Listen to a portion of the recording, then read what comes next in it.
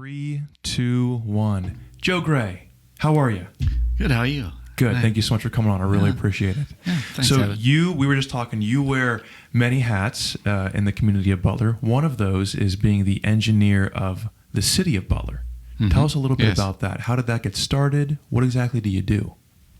Well, I started in about 2000. I was appointed the engineer. My company was. I had Gray Warnick Engineering, and we were appointed the engineer.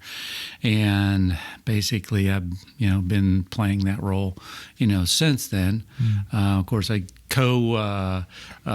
worked along with Gateway Engineers, who's also the engineer. I'm kind of the designated representative for them, although I don't work directly for them. I used to be an owner, and I'm a consultant for Gateway Engineers. So they do a lot of the inspections and things like that, and they do a lot of the expertise. They have a good amount of expertise in-house, and so the city uses that, and then I'm called on frequently for the day-to-day this happened or that happened, and then projects that are going on, I'm usually involved in those and seeing those through. Yeah, that's cool. Are you originally from Butler? Yes. Okay, Yeah. so Yeah. you've grown up in the area. You've kind of seen Butler transform throughout the decades. How do you feel about the city of Butler right now in regards to businesses coming in, or even in regards to growth or more things to be doing? Do you see this? Do you see us in a positive trend? Do you see us going towards a lot of new options in this city? I definitely think it's going in a positive direction. When I moved my office down in the city in 2004. I needed to grow. I had renovated a 1858 church out in Mount Chestnut into my office, and then we were just busting at the seams there. So I needed more space, and I looked at a number of buildings for other people, evaluating buildings downtown, and I had a number of clients. I said, the Oddfellows building, that's just a great building for the price. And finally, I talked myself into it and ended up purchasing that building, which is way more than we needed. Okay. But at that time, the real estate was really a bargain, and there wasn't much going on downtown. You could shoot a cannon down the sidewalk at noon and not hit anybody. Right. There wasn't a lot going on then, but it was a good deal. And, Sure. For my office, moved in, and but that's when I started the more real estate developing, where I renovated that, started renting it out. We renovated the grand ballroom that's upstairs, and so but slowly, I got involved in Butler Downtown revitalization and the economic restructuring committees, and there was quite an effort that spurred more growth. There's a lot of facades that were renovated. There was grant money available to renovate some of those facades, and it's really, if you look at the number of storefronts that are, not closed, a number of them are open and active, and the newer businesses that are in them, the restaurants and things downtown, it's really, I think, doing pretty well. Yeah, that's great. It's funny, the locals, Butlers, are the kind of, they're down on it more than the people that visit Butler. Sure. Why is that in your opinion? Because I completely agree with you. Yeah, I don't know what it is. It's just they recall, and a lot of times people recall good things, back in the day, and they kind of gloss over, things weren't that great. But sure. I think they remember those, which is good.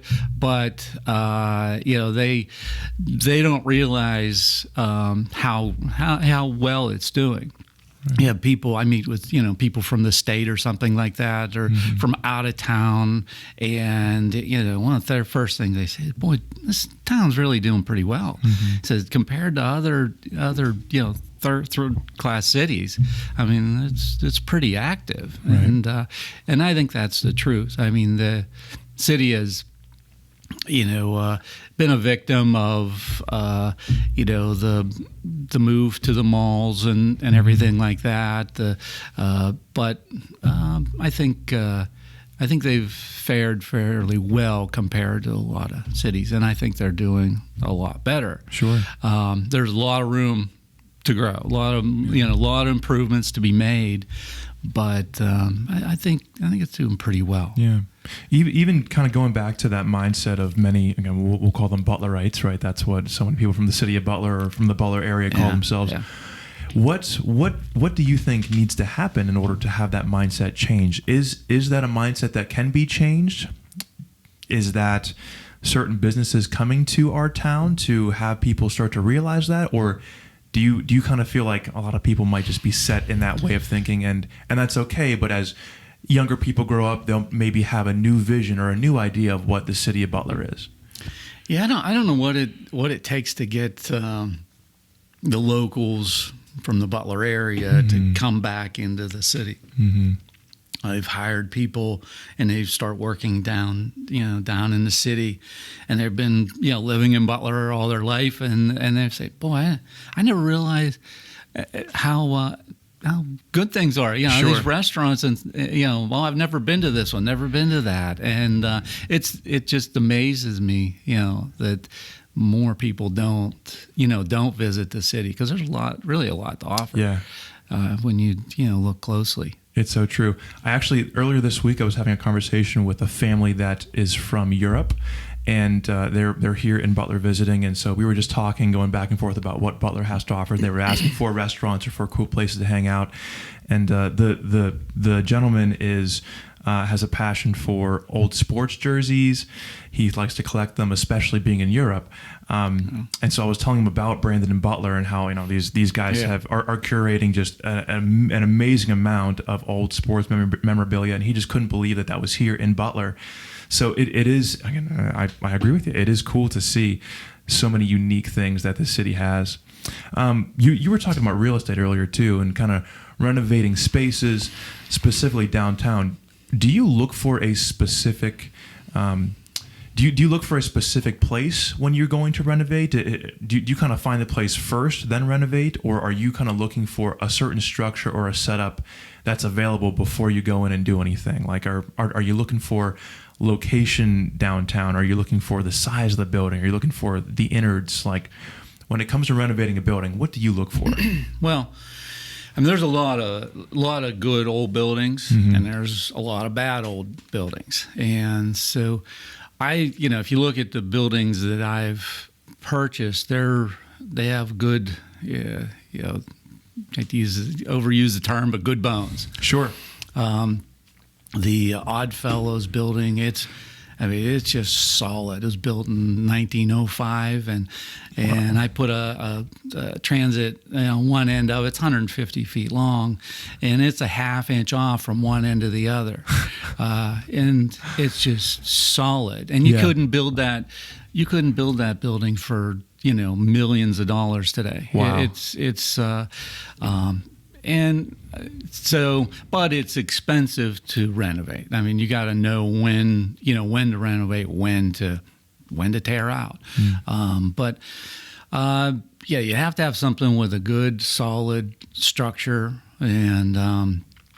and then the use is important, because if it's designated as a certain use, then that's kind of grandfathered, and it's easier to continue that use. When you go to change it, then you get into sprinkler systems, and a lot of the new codes come in. So anytime you're buying a building, you want to look at what that current use is, and do I need to change it or not? If you need to change it, you need to look into the new codes. Sure. So try to kind of factor everything in. Of course, location is great, but that was a furniture store and the Odd Fellows Hall. And then I bought another building. It was a furniture store. And we did I had partners, Jim Taylor and John Jim Taylor. Ankney. Yeah. We purchased, got together and purchased it was off Lloyd Johnson, David Lloyd, who is one of my mentors. Nice. He was a great guy. But bought his buildings there, and we created 8 apartments. And at that time, that was it's been over 10 years now. Mm-hmm. But we were going to do high-end apartments on Main Street, and everybody said we were out of our mind. And we did it, and we've been full ever since. Really? They've been, and there's some nice architecture that we've done, and Sure. they're nice apartments. And then, of course, below that's the Bar Association, Yep. Shelley's Restaurant, who just moved out. Yep. And then there's Canella Cafe, is doing great. They've gone through the pandemic with everybody else, and they seem to be surviving pretty well. And so there's Teresa owns that place. She does a nice job. Yeah, that's awesome. But what do you look for in a tenant? So when you have revitalized a lot of these buildings, and then you obviously want businesses or you want folks to come in to occupy these places, what do you look for at that point? Well, obviously you need to get applications, and you need to follow up on and do your research. But it's easier for good tenants to look for you. So the way that you do that is you have good, nice places, and that helps a lot because it minimizes the headaches, and you get good tenants looking for you. It's easier to pick pick them out. Sure. So and like I say, we keep nice apartments, and even the commercial. We have good commercial tenants that are looking for a good space, and we take care of things. I mean, I have full-time people that go around, and they're constantly painting and doing things for the buildings, and it's maybe you could make more money doing not doing that stuff. I don't want to label anybody, but it's not a type of business I would like to be in. Sure. I want good tenants. I don't want headaches, things like that. So, but anyway, getting back to your question, you got to do your research, but half the battle is having a nice place. And when you have a nice place, you can charge a little more, and that kind of filters out the bad eggs. But doesn't that, I mean, you saying that just makes me believe that if you're willing to have a nice place, you're willing to put in that work, you're also investing into Butler when you do that. Like when you're willing to have the staff to keep up with painting or to keep up with maintenance, you're also investing back into the community because, well, you're kind of keeping the standard not just of people but of your buildings. Like you're keeping the standard at a good level so that you're setting the city up to continue to go in a positive direction like we're talking about, which is good. And I have I've invested highly into it. So in a way, the more I raise the bar, the more I raise the value of my other properties. Sure. So that's just smart. In a way, it kind of it helps out that way also, and it not necessarily forces people to improve, but it'll make it more attractive to those who would like to improve a building. So maybe there's a property owner that really doesn't want to put money into his building, but maybe is because it's his property values have gone up, because things have improved a little. He could sell to somebody that does want to come in and freshen it up and clean it up and make it a better place. So that just kind of multiplies as things go. Yeah. So let's talk. We were mentioning this before the podcast, but I'd love to hear what your vision for Butler is, right? And obviously, obviously you seem pretty connected. I'm not sure if you can just go in and start making decisions about what Butler's going to do in the future, but just as a business owner, as someone that is well connected with the people of Butler, you're from Butler, you're invested into Butler. What do you see happening? What is the city of Butler in 10 years? Does it look different? What trends do you see taking place? What's, again, your vision for this city? Well, I think part of the reason the city may have become a little more attractive is because, you know, a lot of the business, a lot of the retail went to the malls, and now with the online and everything, it's becoming so difficult for those big boxes to compete. You know, they're raising rents, things like that, and it's almost coming back to the cities because the mom and pop that can't maybe afford to be in the malls can come back to the city, maybe a little lower rent, and people are more apt to go to a friendly face.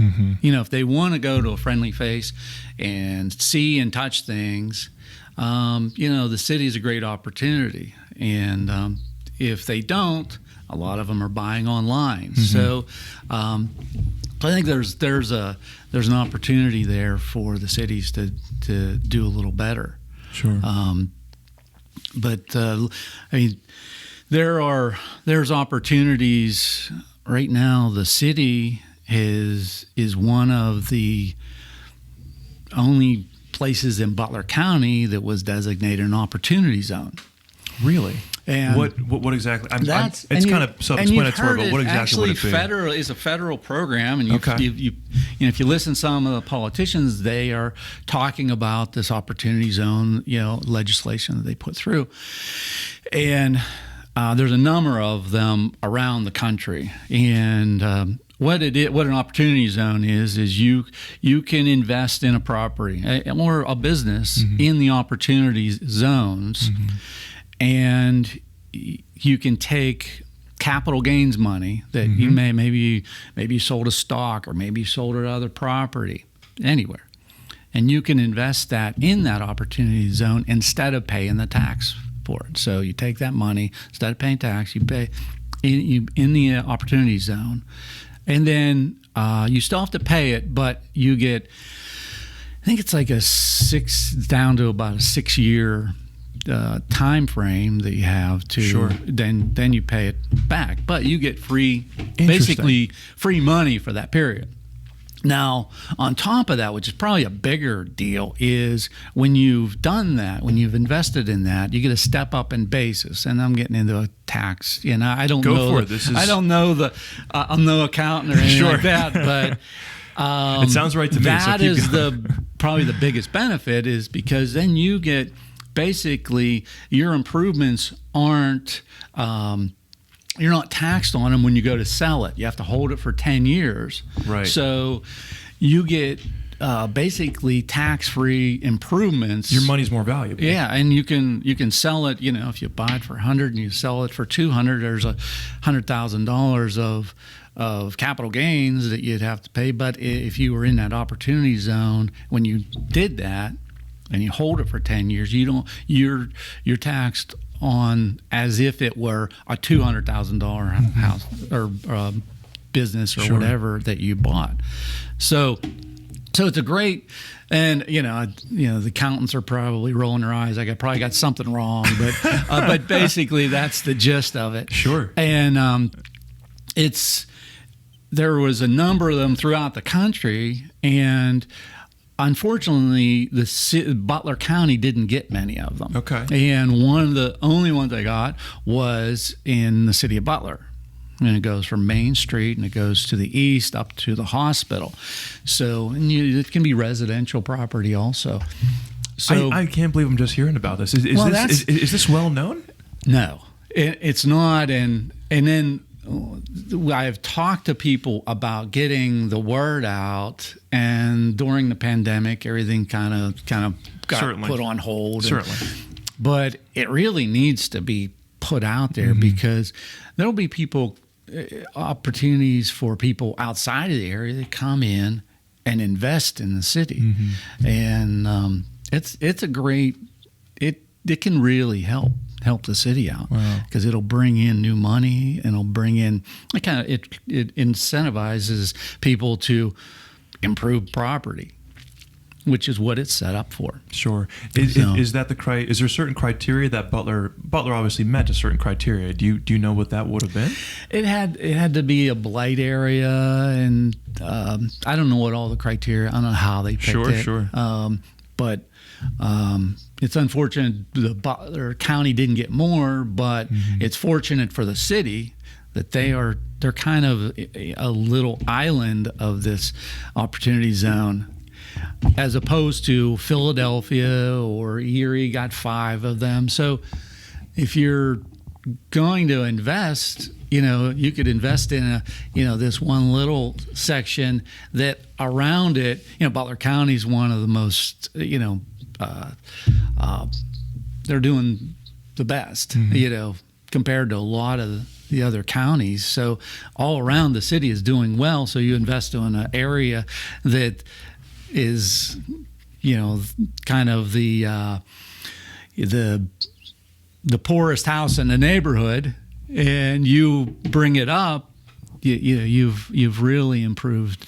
You got the opportunity there. So the city has a good chance to take this opportunity zone legislation and really run with it.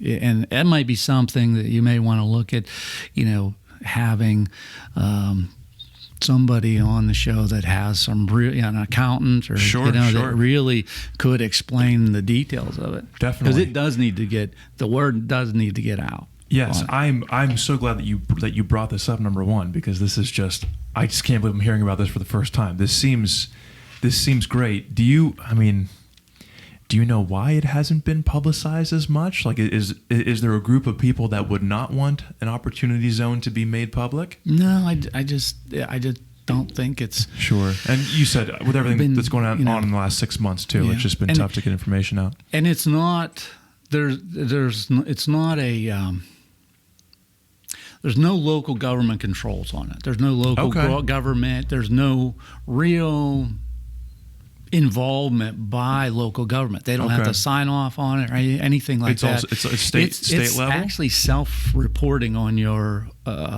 taxes. There's no. So, in a way, the local governments really don't have. That's not necessarily their responsibility, because they don't have a real involvement, a direct involvement. Now, indirectly, I think they should be helping to promote it. I guess that's their involvement, would be the promotion of this opportunity zone. And interesting. So, but it's the Butler downtown. I think everybody really needs to become more aware of it. Sure. And involved in it. Yeah. You talked earlier about malls and really the impact that malls had on your mom and pop or your small businesses, even in downtown Butler. I hope I don't offend anyone by saying this, but our local mall here, the Clearview Mall, has just, in my opinion, been declining in regards to the number of stores. The turnover is just pretty consistent, unfortunately, and there's parts of the mall that are literally dark, and so it seems like there's a move, kind of like what you were saying, away from the malls, but it seems like for the potential that Butler has and for the future and going in a positive way, that's not necessarily a bad thing, because we have a lot of people that would have been shopping at the malls, and because malls are dying, they're going back to pour into their local community with a small business or a mom and pop.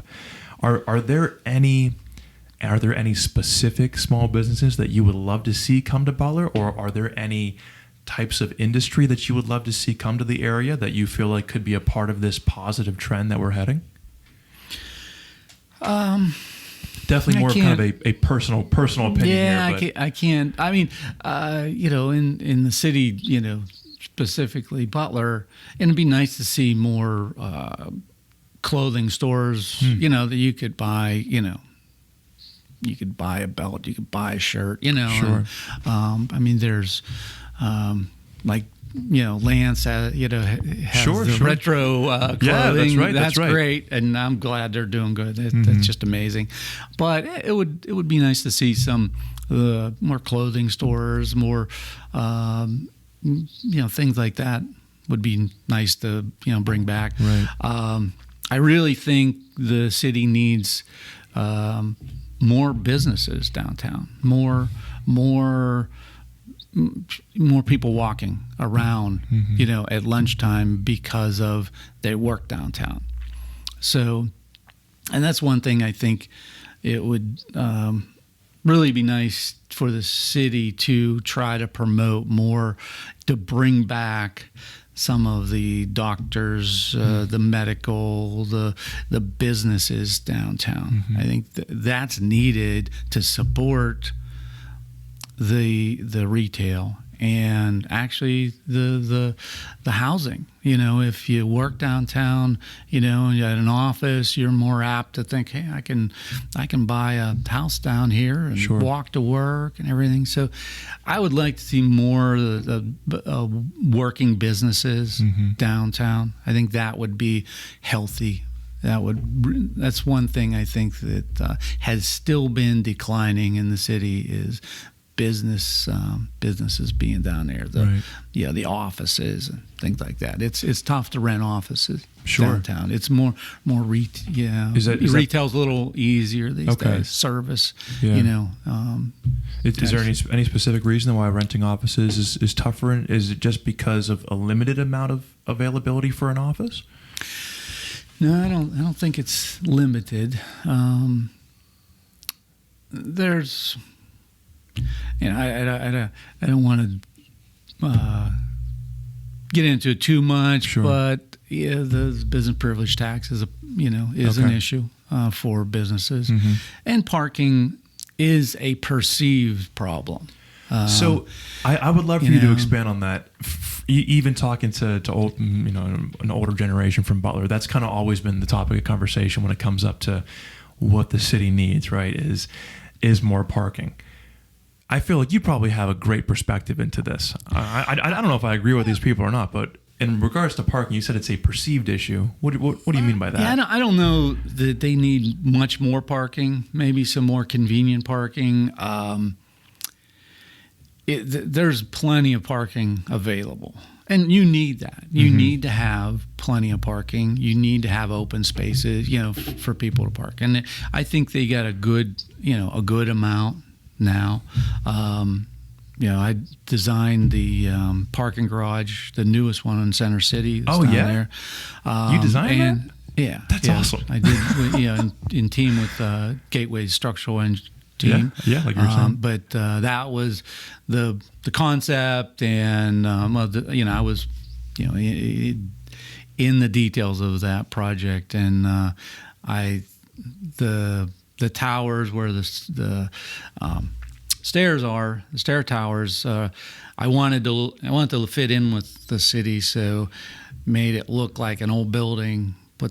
Put the double hung type windows in it and a brick, and I think we achieved that. I think it looks the way we want, and then the rest of it's open, and we did a steel structure, which I'm sort of in favor of because of a lot of the precast for these garages and stuff. It's the rust gets into the rebar, and then you don't know what's going on, and it can be an issue. So I like the exposed steel, kind of if you have a problem, you can see it. Is that right? And, sure. But anyway, getting back to your question about parking, it's perceived because I think maybe someone will come down and get a ticket, and then that's it. They don't want to come back to the city for Sure. a year. Right. So that's a little bit of an issue. And really, I'm sure when you're just looking at Main Street, sure, there's limited parking because that's where a lot of stuff's happening and people park there. But if you're not looking beyond Main Street, it's there. So you're saying there's plenty of options, but if you're kind of focusing on one street, you're just not going to see all of them. Right. I met with a gentleman yesterday, and he said, they talk about the parking problem. He says, I didn't have any problem getting a parking spot at all. He says, yeah, it's just perceived issue. Yeah. So for what you do, again, we've talked about this, you're very connected. Are there someone in your position? Do you ever meet with someone from Mercer County, from Beaver, from Allegheny, or from surrounding counties to talk about, hey, what's, in your town's equivalent to the size of Butler, what is a town in this county doing? What is a town in that county doing? Do you have any sort of collaborations between other people in a position like yours to talk about building up downtown areas?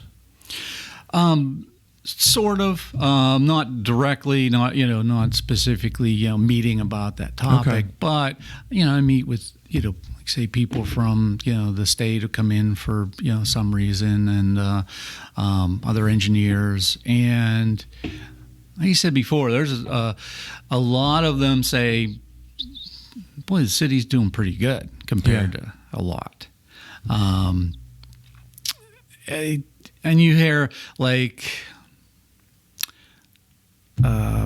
having a school in a college in the in the city is helpful, and that's what you talk to a lot of the people from other cities, engineers from other cities, and that's one thing always, if they're doing well, usually there's a college, associated with it that has campuses or has some things that brings foot traffic.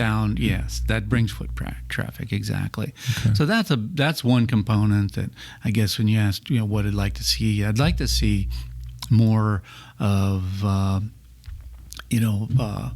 college activity downtown as far as classes or things like that, and bringing the kids, down there, and like say that definitely promotes traffic, and it also introduces new generation to the city, which would be nice. Sure. Do you? Again, we're kind of talking surrounding counties. Is there I've heard, I can't remember the name of it. Is there a group of people in downtown Butler, business owners, people that are invested into the city that meet regularly to talk about thing? Like, is there a downtown organization or something like that kind of meets to discuss downtown Butler? Yeah, there's Butler Downtown, which is Butler Downtown Revitalization Committee. Then they have subcommittees. They have the design committee, which works on the putting in facade programs or things like that. And then they have an economic restructuring committee, which looks at the economics of what needs to happen, and there's a promotion committee that looks at how to promote the city, and then there's the organizational committee, and that was started back in 2006 or so. And I mean, at that time, just to give you an idea, when I was one of the founders of that, and we got a grant from the state, Butler down there. It's a Main Street grant, and so that funded a position. Becky Smith was one of the ones that started that, and she passed away, and then we had others take that over. But that organization is still going, not quite as strong as it once was, but and when we started that, just to show the energy that and the support we had $110,000 of pledges from the business community downtown, and that helped as a match for the position and to help fund things and run things for. It was a 4-year program, so that just shows you that they're there are businesses that are willing to, contribute and Sure. and be involved to improve downtown. So there's Butler Downtown. There's a shade tree committee that works on, obviously trees in the city and Sure. the flowers and things like that. And they've worked with me and Butler Downtown on the Main Street improvements, the lights, the benches and the trees and everything. And they're still pretty active, and they're doing trying to get more things, more improvements with the trees. We had just submitted a grant for them to replace trees, but weren't successful this time. But I'm hoping it'll be successful another great. time. We got $1 million. We did the lights on Main Street. That was $1.3 million. Wow. And that is actually funded by a tax that's in the city that's on the lights. So it's had to be spent on the lights Specifically. So It was basically, designated funds. we got a grant, or not a grant. We got a loan. The city got a loan from Butler County. It's called an infrastructure bank loan. To pay for that, and then this tax that's been around for years, just it pays that payment off. So we got $1.3 million worth of sidewalk and lighting improvements, and it's. I think the project went really well. Yeah. Bronner was a contractor. They did a fabulous job, and it's working well. We got, if anybody hasn't seen the lights, and we have the bollard lights, which are the short ones, and those were just we had the old bases for the lights that had to be taken down because they were falling over. Right. We had the bases there. Them, So the wiring was there and everything. So basically, all we had to do was put the bollard light inside it, and then the contractor actually gave us, instead of doing them refurbishing those bases, you got them brand new bases, and everything is brand new right in that spot. So basically, that. We just paid for basically the light, and we didn't have to put the foundation in or anything. And wow, yeah. in the grand scheme of things, we probably break even, because we would have had to remove the foundation and put new conduit in. So it was almost a break even for those bollard lights. That's great. So anyway, there's those organizations. They're pretty active, and they're I think becoming more active. I remember in recent summers, there was a big push. Obviously, there's festivals in downtown Butler every summer. This summer, obviously, that did not take place because of everything going on. But even, I remember Foodie Fridays, certain things that Butler was having. Because we have not been able to have that this year, is there a major impact on the city because of not being able to have festivals, not being able to have even parades, different things that would have brought people down to the city? I think it was huge. It was a huge impact. I think this year would have been a real kind of a breakout year. There was a lot of those events that happened in the past, and I think they were going to improve. I think there's probably more that was going to happen. We have the lights, that are up. We got more businesses, downtown. We have some newer ones that are down there, and I think it's really unfortunate, because I think things could have really, really taken off this year. And a lot of those businesses are the ones that are affected the most. The Walmarts of the world, the big boxes, they're doing fine. Right. If a parade doesn't happen, it doesn't matter to them. It's those small businesses that are really, really hurting, and the restaurants and that's if you look at what's downtown and what was affected most. It's those businesses, the small restaurants, the small mom and pop businesses were really affected most. So I think it had a major impact on the city. So hopefully, it can bounce back next year and pick up on all that stuff. Yeah. Well, man, I'll tell you what. As we kind of we're already 40 minutes in here. As we kind of close out the show, this was very informational for me. I just can't thank you enough for coming on. Yeah. You, I feel like, have painted a picture of a good trend that Butler is heading. It's great to know that people like you are just very invested into this community and have a desire to see it continue to open up businesses, have new innovative things come in, even with fixing lights and kind of, revitalizing so many things that are downtown. So it's great to hear things from your perspective. And where can people find you, or do you have anything that you'd like to promote personally where people can see more of your work or what it is that you do? Well, I mean, I have a number of businesses. One's Gray Consulting, and then that goes hand in hand with Ashlar Architecture. Mm-hmm. I started a few years ago doing all the renovations of the buildings, and I did the designs and everything. And I teamed up with Marlene Myers, who's a great architect, and that's we're down on Cunningham, corner of Cunningham and Cedar Street, and right behind the Oddfellows building that I have. So I have that building now also. And then I also, in having all the real estate and having people, I got good subcontractors and everything. So that just kind of turned into a construction company, which I formalized into Arris Construction. So I have Arris Construction that we do, renovation projects, new projects, commercial projects. We did, a number in the city and in our surrounding area, and so that's going fairly well too. So, but and I have my real estate that we keep growing. We just did. I didn't mention.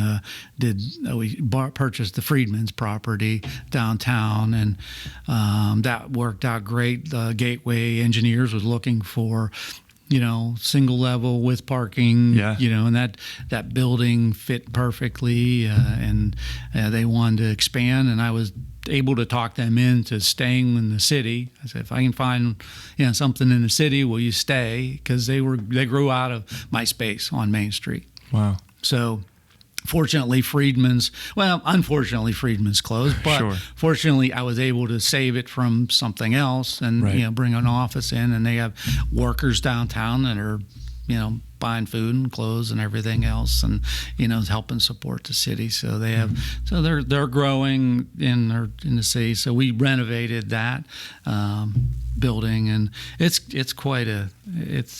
was quite a renovation. It's a nice building, nice office now. Yeah. So, but anyway, that's great. Glad to thanks, Devin, for having me. Of course, man. I appreciate it was it. certainly. I didn't know what I was getting into. It was our pleasure. It was fun. Most people don't. I hope it was a comfortable environment. Yeah. But again, cannot thank you enough for your insight and for coming on. I really appreciate it. Okay. Thanks so much. You.